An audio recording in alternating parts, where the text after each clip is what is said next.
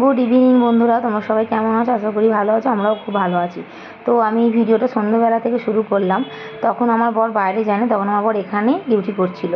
তো সন্ধ্যাবেলা একটু মেয়েটাকে নিয়ে বেরিয়েছিলাম মাংস আনতে যাওয়া বলে। তো মাংস আনতে গিয়ে দেখি ওখানে একটা ঠাকুরের প্রসেশন বেরিয়েছে। তো আমরা ওখানে দাঁড়িয়ে পড়লাম ঠাকুরের প্রসেশন দেখার জন্য। তো একটা ছিল মা শেরাবালি প্রসেশন, তার ঠিক পিছনে 10-15 মিনিট পিছনেই ছিল একটা হচ্ছে শীতলা মায়ের প্রসেশন।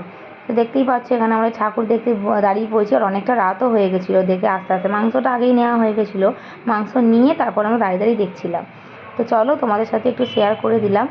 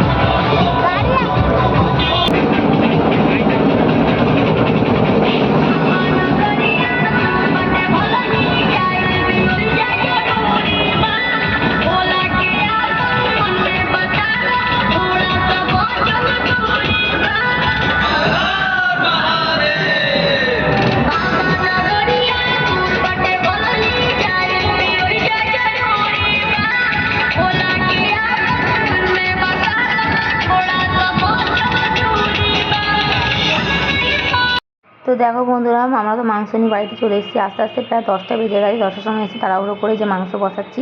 এদিকে যে আলু ভাজা চলছে, আর এদিকে দেখো পটল ভাজা বলে পটলও কেটে রেখেছি। তো তোমাদের দেখাই আমি কীভাবে মাংস রান্না করি। তো দেখো এদিকে তো সব কিছু কেটে নিয়েছি, মানে টমেটো, ক্যাপসিকাম, পেঁয়াজ, কাঁচা লঙ্কা সব কেটে নিয়েছি। আর এদিকে মাংসটা আগেই আমি দিয়ে দিলাম লেবুর রস, একটা গোটা লেবুর রস মাংসতে দিয়ে দিলাম।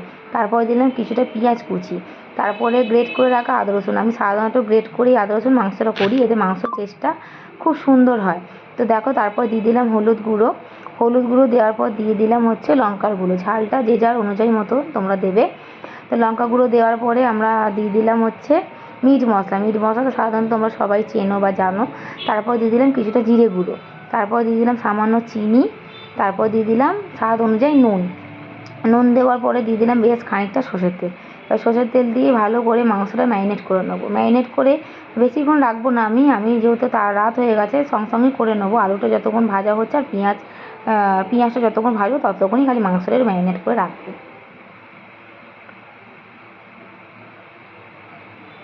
তো দেখো মাংস তো ম্যারিনেট করে রেখে দিলাম। এদিকে কড়াতে দিয়ে দিচ্ছি হচ্ছে সর্ষের তেল, তার মধ্যে দিয়ে দিলাম দুটো তেজপাতা ফোড়ন, তারপরে দিয়ে দিলাম পেঁয়াজ কুচি আর যা কেটে রেখেছিলাম টমেটো, ক্যাপসিকাম যা ছিল সব, কাঁচা লঙ্কা সব একসাথে দিয়ে একটু হালকা ভাজবো। খুব বেশিও ভাজবো না আবার খুব কমও ভাজবো না, একটু হালকা ভেজে নেবো। দেখো ঠিক এরকম করে ভাজাটা হবে। এবার দিয়ে দেবো হচ্ছে মাংসটা। এবার মাংসটা দিয়ে মাংসটাকে ভালো করে কষাবো যতক্ষণ না মাংস থেকে তেল ছাড়ে। এরমভাবে তোমরা একটু বানিয়ে দেখো, আশা করি তোমাদের ভালো লাগবে খেতে। আর রাত্রেবেলা আজকে সাধারণত আমি ভাতই রান্না করি, রুটি ফুটি করিনি। আমাদের একটু রাত্রেবেলা মাংস করলে বেশিরভাগ ভাতটাই রান্না করি। আর আমার ছেলে মাংস দিয়ে ভাত খেতে খুব ভালোবাসে। তো দেখো এই যে মাংসটা সরি বন্ধুরা, কষতে কষতে আলুটা দিয়ে দিলাম, ভাজা আলুটা। এবার আলুটা দিয়ে আরও বেশিক্ষণ কষবো যতক্ষণ না তেলটা ছাড়ে।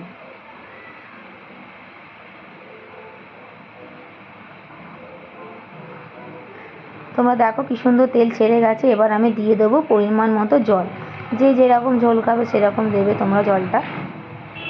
তো চলো মাংসটা নাবিয়ে একবারে তোমাদের সাথে আবার দেখা করছি।